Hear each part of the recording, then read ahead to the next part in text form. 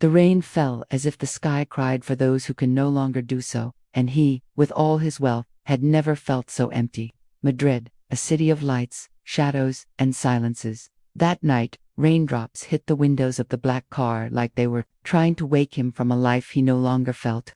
In the back seat, Kerem Demir, elegant and distant, watched the reflection of the city without really seeing it. Owner of one of the largest hotel empires in Europe, he was also a prisoner of a past he couldn't forgive or forget. "Sir, someone is blocking the street." The driver's voice made him blink. Kerem looked up, annoyed. He was about to order the driver to keep going, not to stop for anything or anyone. But then he saw her dot in the rain, soaked and fragile like an abandoned prayer. A young woman was picking up flowers fallen on the ground. Her red hair fell over her back like a soft fire. She held a white cane. Her hands moved, searching for scattered stems. It was clear, she couldn't see. Kerem froze. Something inside him, dormant for years, stirred. He opened the car door without thinking, walked toward her. Didn't care about getting wet or the shock on the driver's face. He knelt, touched the flowers. She jumped slightly. "Who's there?" Her voice was firm but sweet, innocent but alert. "Just someone picking up stray flowers, miss." She frowned. "I don't need help, I know, but flowers don't deserve to be left alone." He handed her the wet stems. She accepted them gently. "Thank you." Kerem stared at her. No one said thank you to him without fear. No one treated him with that calm. "Your name?" Hande Altanay. "I'm Kerem." She nodded, unaware that name moved millions. "I don't need you to help me cross the street, Kerem. I know, but maybe I need to walk with you." Hande smiled, just barely, as if something invisible between them had just been born. "Then walk with me. But don't guide my steps." Kerem offered his arm. She refused. "Just match my pace. Nothing more." And under the rain, they walked. One seeing the world, with empty eyes wide open. The other, not seeing, felt everything. That night, Kerem didn't return to his office. He returned to his past. To the boy abandoned by a mother who never came back. To the young man who promised he'd never need anyone. But now, something trembled in his chest.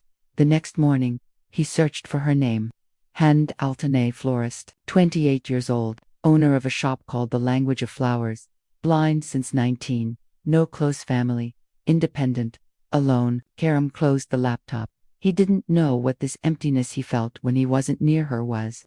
He only knew he couldn't avoid it. That same afternoon, he stepped out of the black car. No bodyguards, no warning, and crossed the street to her shop. The bell rang. The scent of lilies surrounded him. She, behind the counter, lifted her face. "Good afternoon. How can I help you?" "I don't know. Maybe help me understand why I can't stop thinking about you." She fell silent, then smiled, just slightly. "Then you need something stronger than flowers, maybe answers." And without knowing it, they had just begun something neither of them would be able to stop. It wasn't love, not yet. It was something more dangerous, the beginning of a memory that could never be erased. She didn't know his name. He didn't understand why he couldn't stop thinking about her. And yet, the silence between them already spoke volumes. The sound of rain still echoed in Leonardo's mind as he held that single flower. Isabella's flower shop, Isabella's garden, had marked him in ways he couldn't explain. The next morning, against every instinct shaped by years of business logic, Leonardo Salazar did something he'd never done before. He went back. No security, no warning, no business excuse. He just went. As he stepped into the shop, the same delicate aroma welcomed him, and so did she. That red hair cascading like fire, carefully arranging white tulips with the precision of someone who knew the soul of every petal. "You're back," Isabella said, without looking up, only listening. "Need more flowers." Leonardo smiled. How could she recognize him by voice alone? "Maybe, or maybe I just wanted to see if you remembered me." She stopped what she was doing, tilted her head slightly. "You're the one who didn't know what kind of flower he wanted, right?" He laughed, softly. Somehow, her sarcasm didn't sting, it disarmed him. "That's me." She approached the counter. "Then tell me, are you here for flowers, or for answers?" He hesitated, because, in truth, he didn't know. "Maybe both," he finally whispered. Isabella turned, selected a few stems, and began to wrap them. White roses, they symbolize respect, but also the beginning of something uncertain. Something you're not sure is worth it, but you still want to try. He swallowed. How could a blind florist read him so well? I didn't come just for flowers, Isabella. I came for you. She didn't flinch. She finished the bouquet and handed it to him. Then, don't hide behind petals. When you're ready to talk for real, come back. Leonardo took the bouquet with trembling hands. She'd already won. He left the shop without another word, walked through the streets of Madrid holding those white roses like they carried someone else's heart. That night, in his penthouse high above the city, Leonardo stared at the bouquet on the table, as if it were a question he still couldn't answer, because she didn't need him, didn't admire him, didn't chase him, and maybe that's exactly why he couldn't let her go. She gave him a bouquet with no price, and for the first time in his life, he felt indebted to something other than the past. But when he returns, he'll find out that Isabella's past isn't as quiet as it seems. He had everything, except the power to stop thinking about her. And the more she ignored him, the more he wanted to stay. Leonardo Salazar's routine had always been predictable: meetings, contracts, power, control. But ever since meeting Isabella, none of that seemed to matter. Every morning, he promised himself he wouldn't go back to her shop. And every afternoon, his car drove there without permission. Her flower shop had become his one escape from the world. In that space of petals and scents, Leonardo felt something he couldn't name: peace, longing, frustration, curiosity, everything, all at once. That day, he entered without knocking. The soft chime of the bell announced him, as always. Isabella, behind the counter, lifted her head slightly. She couldn't see him, but she knew it was him. You again, she murmured, with the hint of a smile. Does it bother you? He asked, unsure if he wanted her to say yes or no. She shook her head. No, it just intrigues me. Why would a man like you come back, day after day, to a place like this? Leonardo hesitated. He didn't know the answer. Not really. Maybe because, here, I don't have to pretend. Isabella raised an eyebrow, amused. And what do you pretend out there? Leonardo stared at her, with the gaze of someone who's worn too many masks. That nothing affects me. That I'm not afraid of being alone. Silence settled between them, not awkward, not empty, a silence that said more than words ever could. She didn't respond, just handed him a bouquet. Daisies today. They symbolize truth and simplicity. Maybe that's what you need right now. Leonardo took the flowers, but what he truly felt was the brief touch of her hand brushing his. That fleeting contact, almost nothing, but absolutely everything. And you? He asked softly. What do you need, Isabella? She chuckled faintly. Nothing money can buy. He looked at her deeply, like a man who, for the first time, had no idea what to do. Because this wasn't just curiosity anymore. This was a need.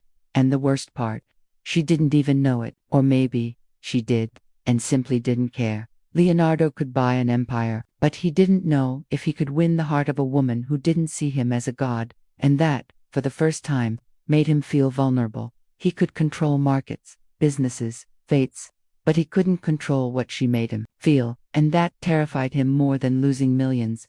Since meeting Isabella, Leonardo Salazar hadn't been the same. The powerful businessman, cold and calculating, now found himself checking the clock not for contracts, but to know how soon he could see her again, and he couldn't understand it. How could a blind florist who didn't even know who he really was hold him so captive? That afternoon, the sky over Madrid turned gray. The kind of gray that once seemed indifferent to him. But now, that color reminded him of her eyes, of Isabella's eyes, that didn't see but spoke louder than 1,000 empty glances. He stepped into the shop and saw her again, among flowers. Her green dress looked like it had bloomed from the garden itself. You're late, rich man, she said without turning. He smiled for the first time all day. I had a meeting, but I couldn't miss hearing your voice. Isabella let out a soft laugh. You're good with words. Always been that way. No, with you, it's different. You don't fear me. You don't admire me. You don't want anything from me. And still, I can't stay away. She lowered her head, an unreadable expression on her face. And what do you want from me, Leonardo? He moved closer. The scent of jasmine and gardenias wrapped around them. I don't know. I just don't want to stop seeing you. Isabella pressed her lips together. I don't need a savior, or a passing whim. Leonardo felt the truth of her words cut him, because even he wasn't sure whether this was love, or an obsession dressed up in tenderness. And I don't need someone who fears me, he whispered. But you're the only one who doesn't see me as a shadow. She lifted her face toward him. I don't see shadows, Leonardo. I only listen to hearts. And in that moment, he felt his own heart speaking louder than ever. Then, tell me, he murmured, what do you hear in mine? Isabella tilted her head, listening. The silence stretched like a suspended confession, fear and longing, pain and tenderness, and something else, something you're still too scared to name. Leonardo stepped back, because it was true, all of it. No one had ever seen him like this, and she without ever seeing saw it all. That night, for the first time, Leonardo wished she could see him, not so she'd know who he was, but so she'd understand how deeply he was already loving her without knowing how. He could change the fate of thousands with a signature, but he didn't know how to change his own without her. Night fell over Madrid like a whisper. The city lights sparkled beneath Leonardo's penthouse window, but none of them carried the warmth of a gaze he could never have. Isabella. Since meeting her, something inside him had either broken or healed, a way he hadn't realized he needed. He couldn't sleep that night. The whiskey tasted like nothing. The silence weighed more than usual. He picked up his phone. Isabella, her name glowed on the screen. But he didn't dare call. What would he say? That he thought of her like a childhood memory he never had, that he missed her voice before even walking away. The next morning, he arrived at the flower shop earlier than usual. She was opening up, her red hair danced in the breeze, and her ivory dress looked like it belonged in a poem. You're here without needing to buy flowers, she said, not turning. Leonardo stayed silent. I just came to listen to you.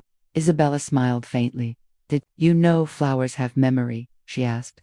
Orchids remember the last place they bloomed, just like the heart. Leonardo swallowed hard. And do you remember anything about me? She turned slowly, though her eyes couldn't see. Her face held a truth that made him ache. I remember your voice, when it trembles, your silence, when you almost say something but don't, and your hands, when you give me flowers like you're looking for an excuse to stay. Leonardo stepped closer. She didn't move back. Isabella, she raised her hand, soft and calm. Don't say anything, unless it's from your soul.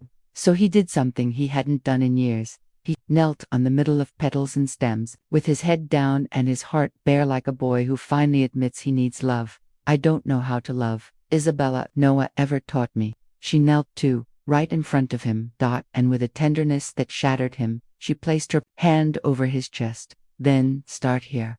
Where fear beats, love begins. He closed his eyes, and for the first time in his life, he didn't want to be the man who could buy everything. He wanted to be the man who could finally give something away. She was just beginning to trust, but his past never asked permission to return. The flower shop smelled of lilacs that afternoon. The air carried a sweet hush, and for a fleeting moment, Leonardo believed pain could be forgotten among petals. Isabella stood by the window, watering quietly. Leonardo watched her with a mix of tenderness and fear. Fear of not deserving her. Fear she'd discovered the truth too soon. Are you okay? She asked, still facing the glass. No, he replied with a voice more honest than he remembered ever using. She lowered the watering can. Is it because of me? He shook his head, then said, what hurt? It's because of someone who came back. Isabella frowned slightly. Someone important. Leonardo swallowed hard. My ex. The silence that followed was sharp, like glass breaking in the air. I didn't know you were married, she murmured. It was years ago. I loved her, or thought I did. But when my world collapsed, she was the first to leave. She showed up yesterday, with something I didn't expect. What? Leonardo closed his eyes. A child. Isabella felt something inside her fracture, but she didn't cry. She stepped forward, voice trembling. Is he yours? I don't know. She says he is. Says she has proof. She stepped back. And what do you feel? Leonardo moved toward her, took her hands. That now that I have you near me, everything I was scares me. I don't want to lose you to a past I never knew how to bury. And if the child is yours, then I'll learn to be a father. But I also want to learn to stay with you. Isabella breathed in deeply. And do you think you can do that, without running again? Leonardo lowered his head. With you, yes. That night, Leonardo went to the hotel where ex-wife was staying. He found her at the bar, a glass in hand, and a smile that no longer meant anything to him. What do you really want? He asked. I want you to meet Nicholas, he essayed. And he sleeps the same way you used to. Leonardo shut his eyes, and if he is mine, I'm not here for money. I just want you to know, if you're not in his life now, you won't get a second chance. The next day, Leonardo met the boy for the first time. He was quiet, his eyes honest, and something inside. Leonardo whispered yes, this child could be his. That afternoon, he returned to the flower shop. Isabella was there, shoulders tense. Did you see him? Leonardo nodded, double quotes, yes, and I think he's mine. She didn't answer right away. Then, softly, then you can't love only me. He blinked. What do you mean? If you choose to love, it can't be divided. You have to love without fear. Him, and me. Leonardo looked at her, throat tight. Then teach me how. She approached and embraced him. You start here. No conditions. No past. Just, from today. She forgave his past. But she wasn't ready for the future it carried. It was 11:12 p.m. when Isabella received the message. Short, cold, almost soulless. He'll come to the flower shop tomorrow. I want you to meet him, Leonardo. She didn't reply. She simply placed the phone on the table and exhaled deeply, because while her face remained calm, her heart had nowhere to rest. The next morning, the air felt heavier. The flowers opened slower, like they sensed this day wasn't ordinary. At exactly 10 a.m., Leonardo arrived. Beside him stood a boy with dark hair and wide, quiet eyes. Nicholas, 8 years old, but with the gaze of someone who had lived too much in silence. Isabella stepped out from the back, wearing the same blue apron Leonardo loved. Hi, she said gently. Hi, replied the boy without looking away. Leonardo crouched next to him. Nicholas, this is Isabella. Is she your girlfriend? The boy asked, without hesitation. Leonardo froze. Isabella smiled, just barely. We're friends. For now, she answered. Nicholas lowered his head. My mom said you'd make him forget. Isabella swallowed. She said that. Leonardo tensed. Isabella noticed but didn't speak. The boy walked through the shop, touching the flowers with tender fingers. Do these live forever? Isabella moved closer. No flower lives forever, but the ones you take care of live longer than pain. Nicholas nodded, like he understood more than any child should. That night, Leonardo sat in silence. Isabella made them tea. They didn't speak much, just looked at each other, and said everything without saying a word, until she finally asked, do you believe her? Who? Your ex-wife? Do you really think he's your son? Leonardo paused, and that silence was the answer. What are you hiding? There are things that don't add up. Dates, papers, a DNA test still pending. But more than that, what Nicholas is afraid, not of me, of her. That same week, Leonardo hired a private investigator. What he uncovered changed everything. Clara, his ex-wife, had been seen visiting private clinics with another man exactly 9 months before Nicholas was born. Medical records, timing, everything suggested the boy was not Leonardo's, but the deepest cut wasn't the lie. It was this. Nicholas knew, and he didn't want to leave him. Leonardo returned to the flower shop. Isabella was arranging white dahlias when he walked in. Did you lie to me? She asked, without turning. No, I lied to myself. What happened? He placed a folder on the table. This is Nicholas. He doesn't have my blood, but he has something worse. He has my reflection, the same loneliness I carried when I was his age. And now, I want to stay with him. Isabella lowered her head. And me, you, are the only thing I don't want to lose. But I know asking you to accept all this is asking too much. She turned toward him. Her blind eyes didn't see, but they felt everything. Do you know what it's like to live in darkness, Leonardo? Yes. Long before I met you. Yes. Then you know the fear isn't what you see, it's what you sense. It's what might break you. Leonardo stepped forward. He placed her hand over his chest. This doesn't lie. What I feel for you doesn't change. Not for him, not for anyone. She breathed slowly. Then promise me this. No more lies. Not even to protect me. I swear, he said. 1 week later, a letter arrived. No return address. Just the name written in rushed handwriting. Clara. Leonardo opened it with frozen fingers. Leonardo, I can't be a mother. I've tried. I've failed. I'm leaving Buff. Not forever. One day, I may come back. But promise me this. If Nicholas ever calls you Dad, don't correct him. Because in his heart, You already are. Leonardo sat in silence and cried. Not for Clara, not for the lie, but because now, for the first time in his life, he knew exactly who he wanted to be. Days later, in a quiet courthouse, he signed the legal papers for Nicholas's guardianship. When he stepped outside, Isabella was waiting. She held no bouquet, just hope in her hands. What now? She asked softly. Leonardo took her hand. Now, the real part begins, not the perfect life. The real one. The kind that hurts and heals. Isabella smiled. Then let's build it. But not just for Nicholas, for us, too. Leonardo looked at her, eyes full of gratitude and quiet love.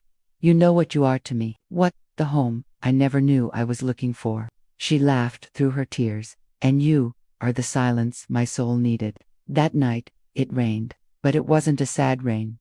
It was soft, warm, cleansing. As if the sky itself gave them permission to begin again. The end.